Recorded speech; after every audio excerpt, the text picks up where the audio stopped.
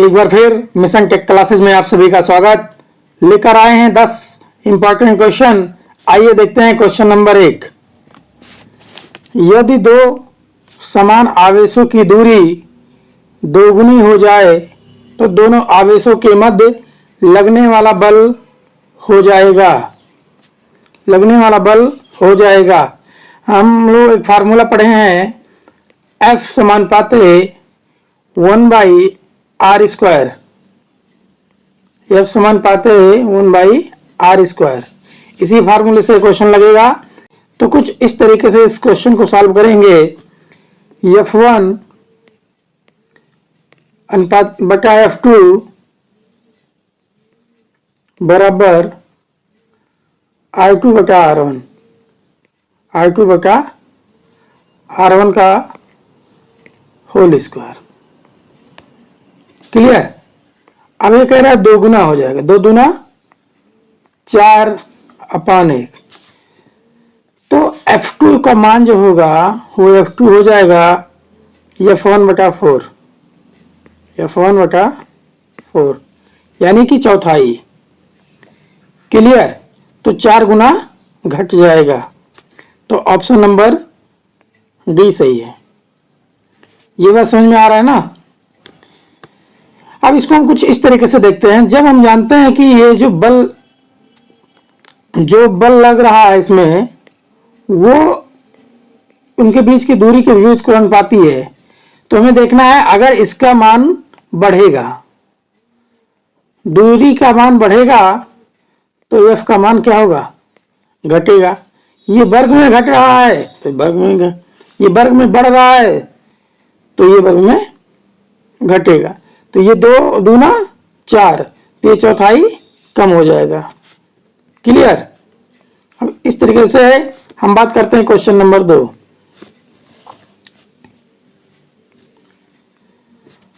आदर्श रूप में नियतांक वोल्टता स्रोत में होना चाहिए। ध्यान दीजिएगा, ये बात कर रहा है आदर्श रूप का, आइडियल।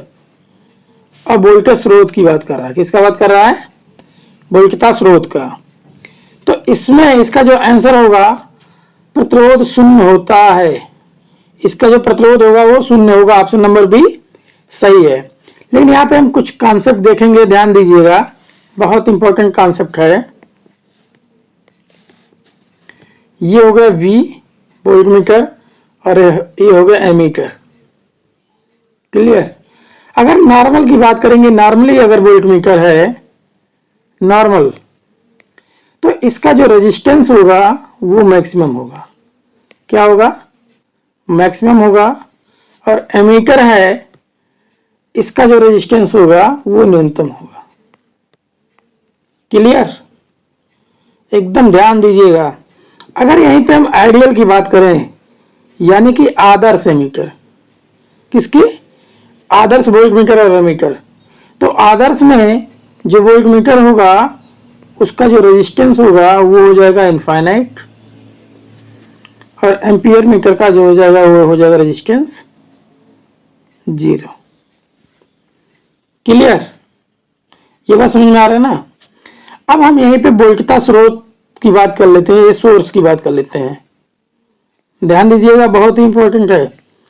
जब ये सोर्स होगा और आइडियल सोर्स होगा, आइडियल सोर्स यानी कि वोल्ट मीटर की बात करेगा, तो यहाँ पे जो रेजिस्टेंस हो जाएगा वो हो जाएगा 0, जैसा कि इस क्वेश्चन में पूछा गया है। और यहाँ पे हो जाएगा R इनफाइनाइट। क्या हो जाएगा? R infinite. मतलब सेम इसका अपोजिट है। क्लियर। तो ये बहुत इंपॉर्टेंट है, हर एग्जाम में 1 नंबर यहाँ से मिल ही जाएगा। तो इस तरीके से अगर आपको बहुत अच्छा लग रहा है तो स्किप मत करिएगा, वीडियो पूरा देखिएगा, बहुत मजा आने वाला है और इंपॉर्टेंट क्वेश्चन रखे गए हैं। अब बात करते हैं क्वेश्चन नंबर 3। शॉर्ट सर्किट होने की स्थिति में परिपथ में करंट प्रवाहित होगा।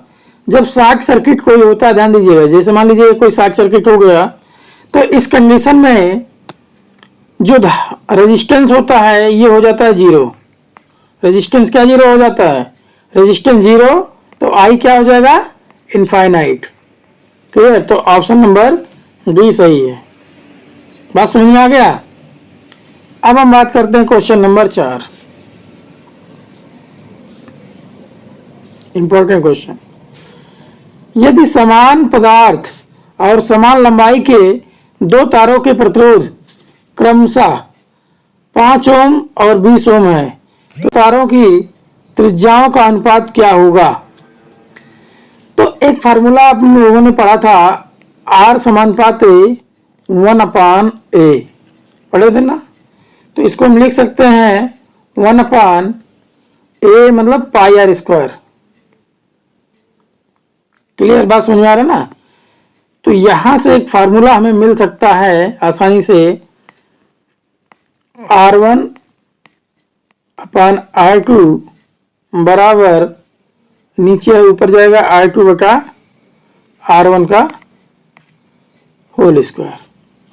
अब R1 का मान दिया है 5, R2 का मान दिया है 20, ये वर्ग में है तो इधर अंदर रूट लग जाएगा और ये हो जाएगा R2 बटा R1। ये 5 से कटेगा तो ये आ जाएगा 4 और 4 को बाहर करेंगे तो ये मिल जाएगा आपको 1/2। हमें रेजिस्टेंस बात करना है, ये R2/R1 है तो हमें R1 अनुपात R2 चाहिए तो 2:1 हो जाएगा। क्या हो जाएगा? 2:1। तो ऑप्शन नंबर 3 सही है। क्लियर? ये बात समझ में आ गया ना?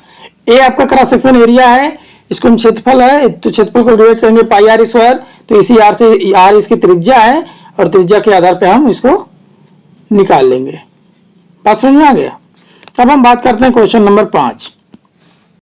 श्रेणी ई के इंसुलेटर का अधिकतम परिचालन तापमान कितना होता है?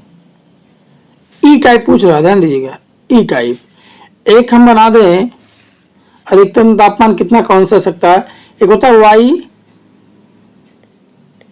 ए ई बी एफ और एच और सी, इतने होते हैं। वाई का मान होता है 90, ए का होता है 105, ई का होता है 120, बी का होता है 130, एफ का होता है 135, सॉरी एफ का 155, एच का है 180 और सी का 200 से ऊपर, 200 से ऊपर। तो यहां पे पूछा है ई का, तो ई का कितना है? 120। तो ऑप्शन नंबर सी सही है। तो इस तरीके से इसको याद कर लीजिएगा, बहुत इंपॉर्टेंट है, हर एग्जाम में क्वेश्चन आने का उम्मीद रहता है। अब हम बात करेंगे क्वेश्चन नंबर 6। तापमान बढ़ाने से तांबे का प्रतिरोध, तापमान बढ़ेगा तो तांबे का प्रतिरोध क्या है? तांबा एक आपका शुद्ध मटेरियल है, तो हम लोग जानते हैं कि शुद्ध मटेरियल जो होता है, शुद्ध पदार्थ जो होता है वो आपका पीटीसी होता है। क्या होता है? पीटीसी। पीटीसी यानी कि अगर हम टेम्परेचर बढ़ाएं तो रेजिस्टेंस क्या होगा? ये भी बढ़ेगा। तो तापमान बढ़ाने से तांबे का प्रतिरोध क्या होगा? बढ़ेगा। तो ऑप्शन नंबर बी सही है। क्लियर? ये तांबा आपका शुद्ध मटेरियल है, तो इसलिए अगर इसका तापमान बढ़ाएंगे तो ये इसका रेजिस्टेंस बढ़ेगा क्योंकि ये पीटीसी में आता है। क्लियर? अब हम बात करेंगे question number 7। Important question. Soldering करने से पहले मुख्यतः क्या किया जाता है? Tacking, floating, tinning, flux.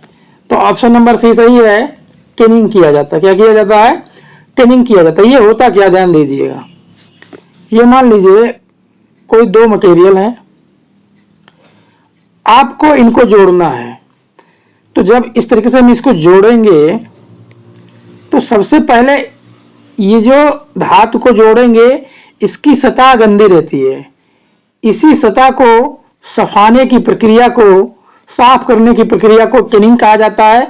जब इसकी सतह को हम सफा लेंगे, अच्छी से साफ कर लेंगे, तब इस पर हम सोल्डरिंग करेंगे। तो इसी प्रक्रिया को सोल्डरिंग करने से पहले मुख्यतः जो किया जाता है उसको बोलते हैं टिनिंग। क्लियर।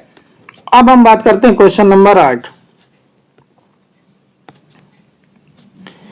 यदि किसी भी समानांतर सर्किट में समानांतर प्रतिरोध को एक सर्किट से हटा दिया जाता है तो कुल प्रतिरोध क्या होगा। ध्यान दीजिएगा। अब ये मान लीजिए कोई समानांतर सर्किटें हैं, कॉन्सेप्ट समझिए, सब हो जाएगा। अब हम जानते हैं कि अगर इसका जो समान मान का प्रतिरोध होगा तो इसका फार्मूला हो जाएगा R by N, R by normally. Clear.